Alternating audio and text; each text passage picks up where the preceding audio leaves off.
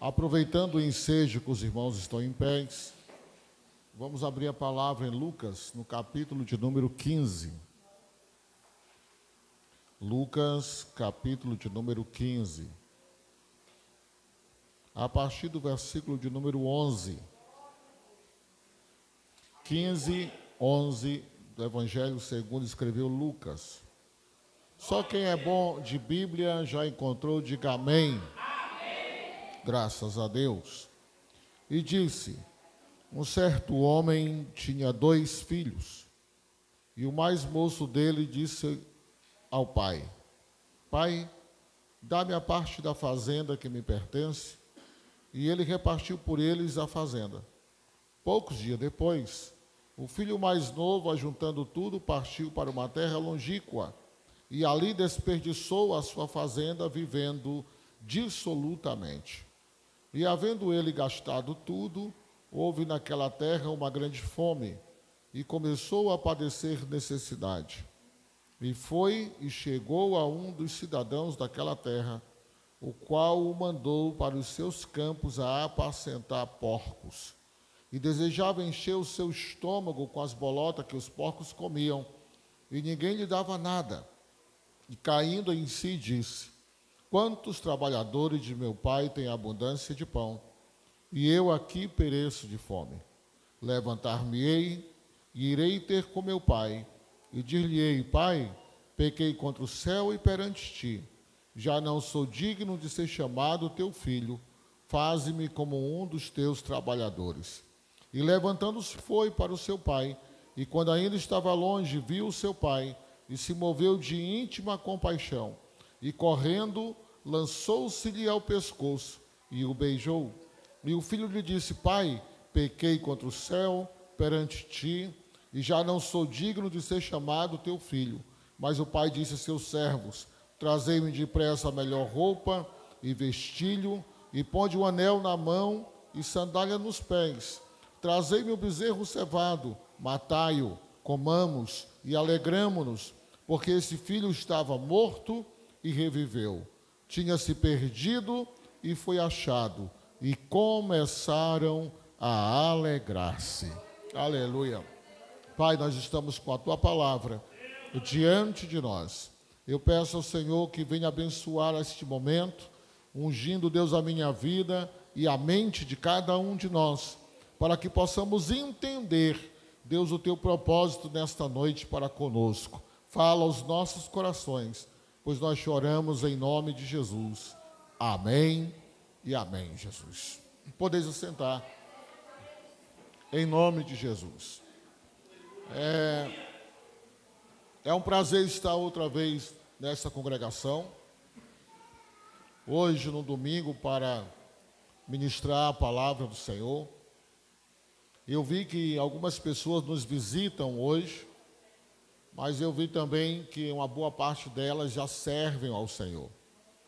E eu perguntaria: tem alguém nesta noite que aqui está nos visitando e ainda não serve Jesus, ainda não aceitou a Cristo, ou está afastado do caminho do Senhor?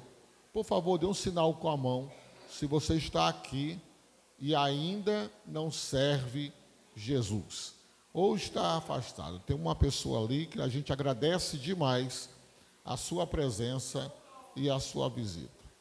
Então, eu vou manter firme aquilo que Deus colocou no meu coração para essa noite. Eu quero falar hoje não a igreja em si. Eu quero trazer uma palavra para entender que Jesus, Ele quer restaurar todo aquele que nele crer. Amém? Todo aquele que nele crer. Ele quer trazer restauração. Daí, meus amados, aqui um texto muito conhecido na Bíblia. O capítulo 15 de Lucas é considerado a seção de achados e perdidos na Bíblia. Achado e perdido. Sabe quando você vai no supermercado e alguém perde alguma coisa? Geralmente tem nos grandes lojas, nos grandes supermercados, aquele lugar que é chamado de seção de achados e perdidos. É se alguém perdeu um celular, o outro encontra, então ele leva para aquele lugar. Se eu perdi meu celular, eu sei aonde procurar, lá na seção de achados e perdidos. Então, infelizmente, no Brasil, nós temos a dificuldade de pessoas que acham alguma coisa, procurar um lugar para devolver. Infelizmente. Eu morei como missionário nos Estados Unidos e eu perdi uma certa vez, saindo de uma grande loja, no seu estacionamento muito grande, deixei cair a minha carteira e fui para casa. E um americano encontrou a minha carteira e começou a vasculhar e viu o meu número de telefone num certo cartão. Eu tinha meu cartão de pastor. E aí ele me ligou. Você é Gerson? Eu digo, sou. Digo, você perdeu a sua carteira? Eu digo, não, acho que não. Veja aí se a sua carteira está aí. Aí eu olhei no carro, eu estava descendo do carro, vi que a minha carteira não estava. Aí ele disse, você perdeu. Quanto tempo você precisa para chegar até aqui? Eu falei 8 a 10 minutos. Disse, venha rápido, que eu estou com pressa, eu tenho um compromisso, e eu espero que eu vou lhe entregar. E eu acelerei o carro, cheguei até lá, e ele me devolveu a carteira intacta, com documento, com recurso, dinheiro, tudo.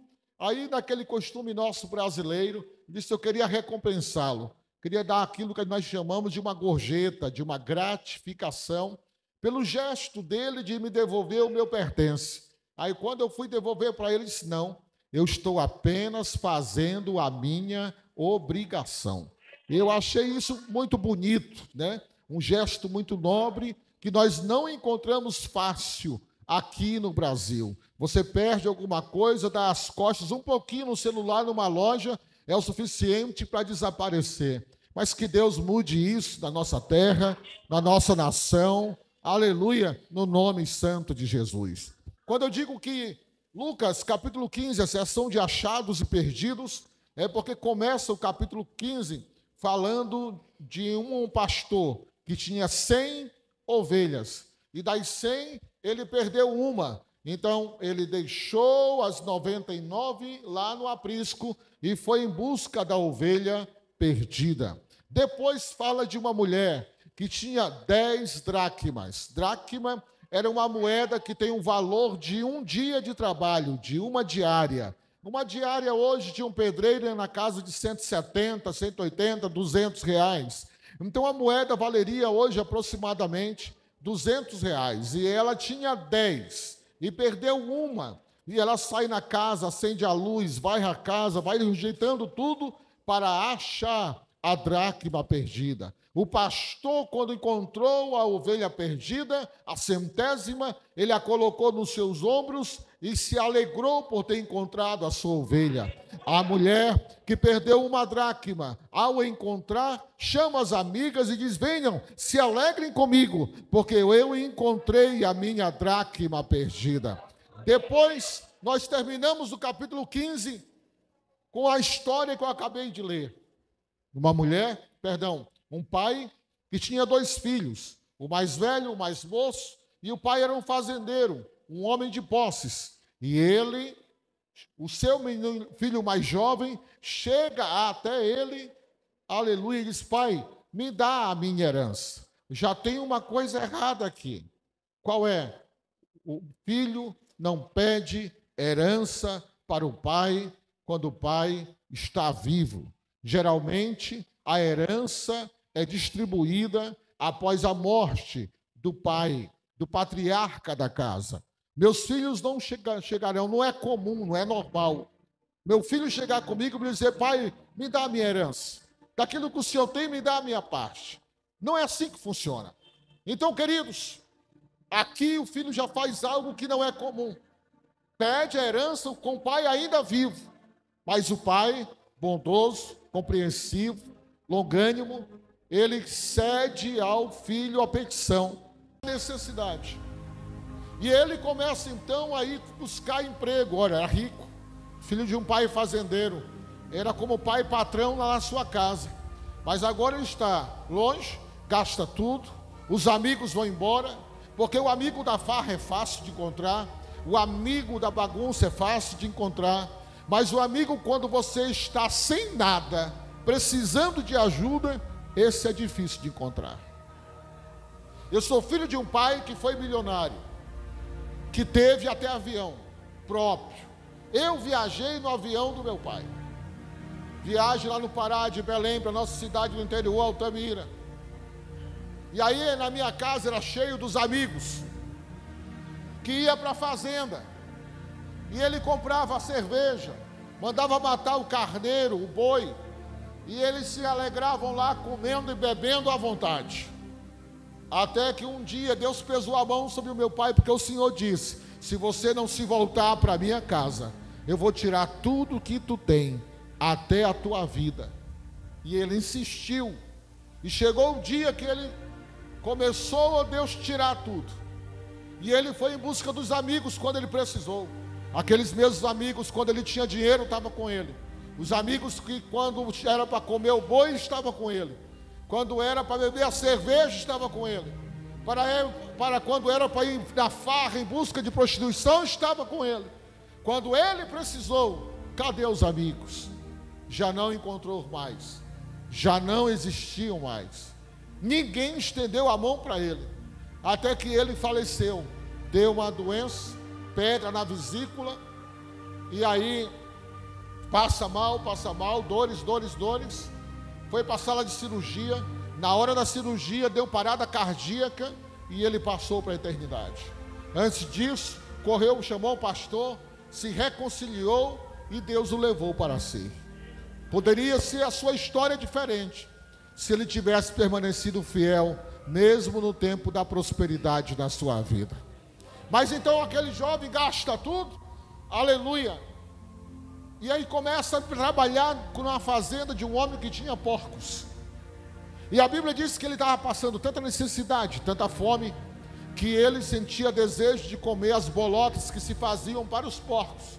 E todos nós sabemos, que conhecemos a vida do interior, que a comida para porco não é a comida agradável de se ver, o cheiro não é bom, geralmente é comida azeda, geralmente é algo que já está estragado, a gente dá para os porcos. Ele estava tão ruim de fome, que ele sentiu vontade, não comeu, mas a Bíblia diz que ele sentiu vontade de comer a comida dos porcos.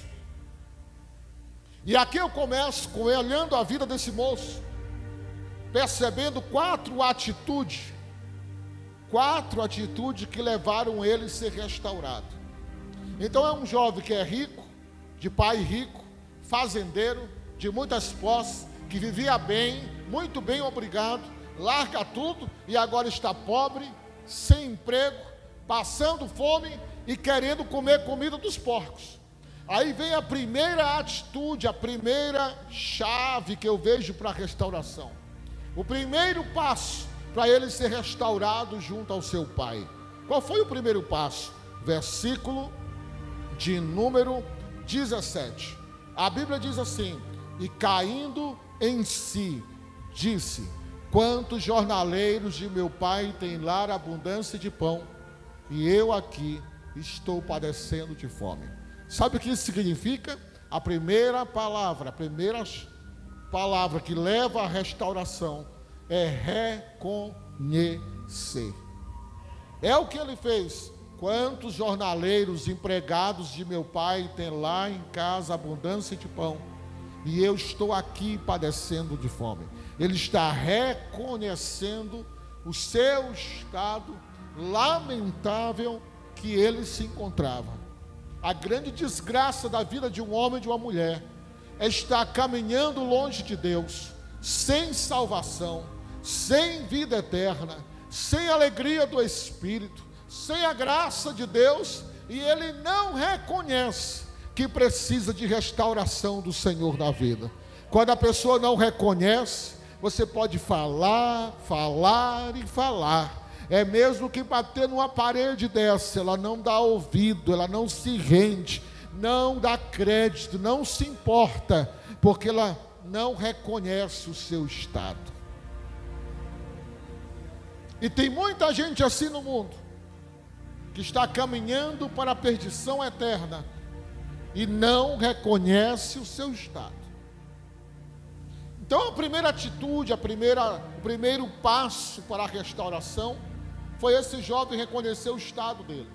Não, eu estou aqui padecendo de fome e lá na casa do meu pai tem abundância de pão e eu não estou bem. O segundo passo para a restauração desse jovem foi o primeiro. Ele reconheceu. Segundo passo, queridos, ele tomou uma decisão. Qual é o primeiro passo? Reconhecer. Segundo passo, decidir. Aonde é que o senhor vê que ele tomou decisão, pastor? No versículo 18. Ele disse assim: levantar-me-ei, irei ter com meu pai, e direi: pai, pequei contra o céu perante ti, não sou digno de ser chamado teu filho, me aceita pelo menos como um teu empregado. Então o primeiro passo, ele reconhece: tem muita gente passando bem na casa do meu pai, e eu estou aqui padecendo de fome. Segundo passo, ele toma a decisão: eu vou me levantar e vou ter com meu pai. Ele decidiu. Então olha lá, tem gente que reconhece o seu estado, mas não toma decisão. Tem gente que está nas drogas e diz: rapaz, eu realmente não estou bem. Tem gente que diz assim: eu até preciso de ajuda, mas ele não toma uma decisão de largar. Tem crente desviado que diz: eu estou padecendo do jeito que eu sei da palavra, eu estou indo para o inferno mesmo. Ele reconhece o estado, mas não toma a decisão de voltar para a casa do pai. Então reconhecer o estado é o primeiro passo. Mas só ficar dizendo: eu não estou bem, eu não vou ser salvo, eu não tenho força, eu não consigo, eu não posso, ninguém me ajuda, e fica só lamentando, reconhecendo o seu estado e não toma uma decisão, você nunca vai melhorar e nunca vai mudar. Sabe quem consegue mudar? É aquele que diz assim: eu não estou bem, mas eu não vou ficar assim. Eu vou me levantar, como disse o jovem, vou voltar para a casa do meu pai, aleluia, e vou confessar diante dele. Eu, uma vez procurado por um jovem lá no Pará, pastoreando igreja, e ele seriamente amarrado pelas drogas, pelo vício de droga. Pastor, eu preciso de ajuda. Eu digo: por não, irmão, eu vou te ajudar. Aconselhei. Disse: então, irmão, domingo eu te espero na igreja. Ele disse: não, pastor, o senhor não está entendendo. Não é essa ajuda de oração que eu quero. De Jesus, aleluia. Estenda a mão direita, a mão da bênção para cá, e vamos abençoar essas pessoas. Jesus, apresentamos a irmã Eni, que nesta manhã entregou a sua vida para ti.